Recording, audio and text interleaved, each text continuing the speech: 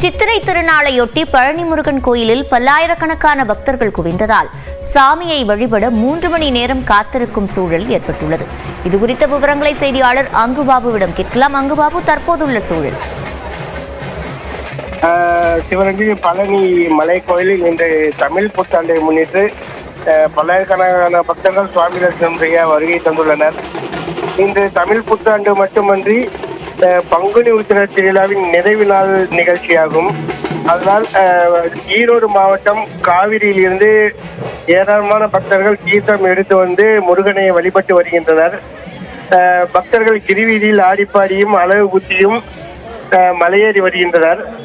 கடந்த 3 நாட்களாக கட்டண தரிசன முறை அறநிலையத்துறை ரத்து செய்திருந்தது. தற்போது மீண்டும் கட்டண தரிசன முறை அமலுக்கு வந்துள்ளது. இதனால் பக்தர்கள் கட்டண தரிசனத்தில் நீண்ட நேரம் நிற்கும் நிலையில் உள்ளது. பக்தர்கள் சுவாமி தரிசனம் செய்ய சுமார் 3 மணி நேரம் ஆகிறது. பக்தர்களுக்கு வேண்டிய அனைத்து ஏற்பாடுகளும் இணையாணையர் மாரிமுத்து தலைமையில் செய்து தரப்பட்டுள்ளது. அடிவாரம் கிரிவீதியில் ஒரு வழிப்பாதையாக மாற்றப்பட்டு பக்தர்கள் குடமுழுக்கு நினைவரங்கம் வழியாக மேலே செல்ல அனுமதிக்கப்பட்டு படிப்பாதை வழியாக கீழே இறங்க வழி செய்ய தரப்பட்டுள்ளது. விவரங்களை வழங்கியமைக்கு நன்றி அங்குபாபு.